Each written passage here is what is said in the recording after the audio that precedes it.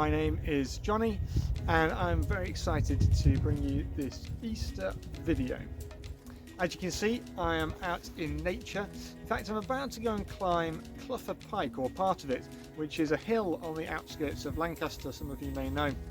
And well, I'll explain why I'm doing that as we go. So come with me.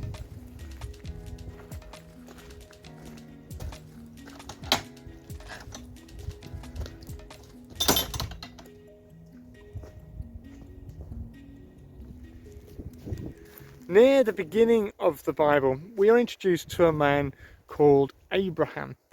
And there are many stories about his life. In fact, he's quite an important character in the Bible narrative.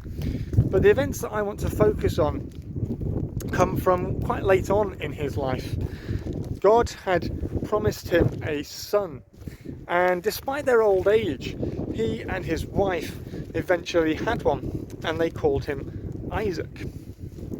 Now, after many years, when Isaac was, well, probably a young man, God spoke again to Abraham and told him to take his son Isaac and sacrifice him to God. Now, given that this son was a son that Abraham had been promised by God and had waited so long for, it would be understandable that Abraham might be upset, confused, angry even. And you might even question, why would somebody believe in a God that asks them to sacrifice their children? But Abraham, you see, had learnt to trust God over many, many years, no matter what the situation was or what the request was from God. And so he took his son, Isaac, away on a journey of a few days, and they came to a hill. And when they came to this hill, they climbed it, hence why I'm climbing up Clougher this morning. And as they went, Isaac carried the wood that would be used for fuel for the fire upon which he would be sacrificed, although he didn't know it at the time.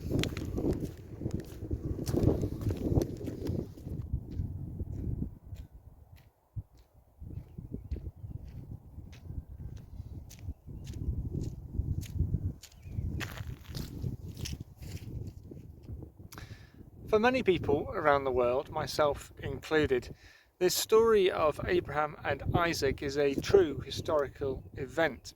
However, it also has some incredible parallels with the story of Easter, and that's why I'm including it in this video. Firstly, for Christians, Jesus obviously was God's only son, a promised saviour, promised centuries before, in fact, through many different prophecies that are recorded in the first part of the Bible. Now, after a few years of ministry, Jesus was arrested, he was tried, and he was sentenced to death by crucifixion. And after that, he was led away. And here we see our next parallel with the story of Abraham and Isaac, because Jesus was made to carry his own cross, made of wood, up a hill outside of Jerusalem, where he would be killed.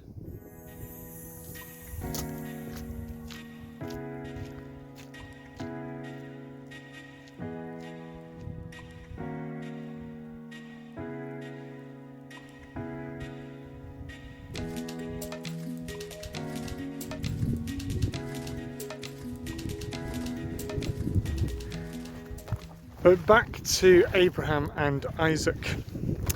When they had reached a certain place that Abraham knew was right, he built an altar of stones and placed the wood that Isaac had carried on the top of them.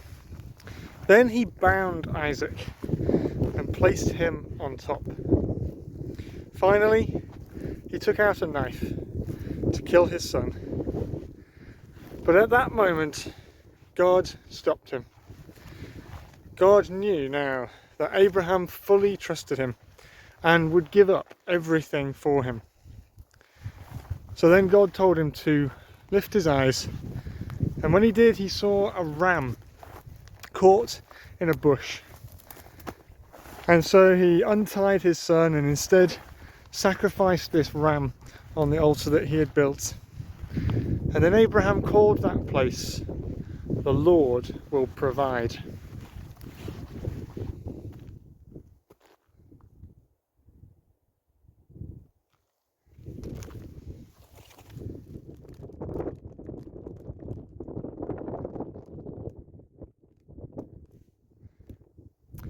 A few thousand years later, after the time of Abraham and Isaac, God again provided a sacrifice.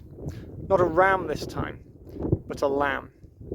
Jesus is sometimes described as the Lamb of the world because God's ultimate plan was that Jesus would be a sacrifice, and that through his death he would take the punishment that all humans deserve because of our disobedience, our selfishness, things that are sometimes known collectively as sin.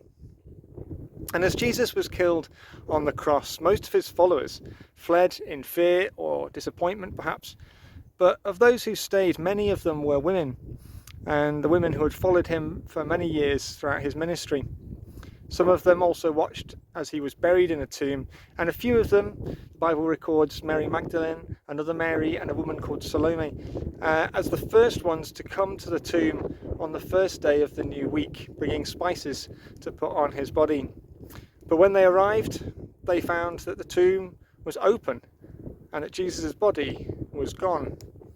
And they wondered if maybe he'd been moved by the Romans or by the Jewish leaders or even a gardener perhaps.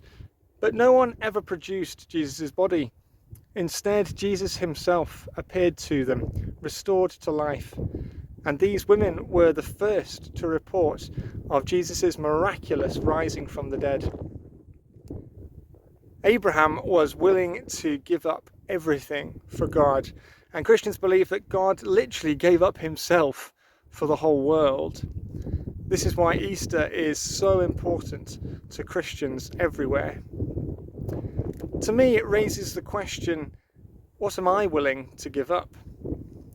You know, as just a human, this is a hard question because, well, we love to please ourselves and to live for ourselves. But as a Christian, I believe that I can follow Jesus' example and his example of sacrifice in particular, because I believe that he supplies me with all that I need, physically and materially, but also mentally and emotionally as well. Or, to put it another way, he supplies me with a lot more than just a chocolate egg. Thank you for watching. Have a happy Easter.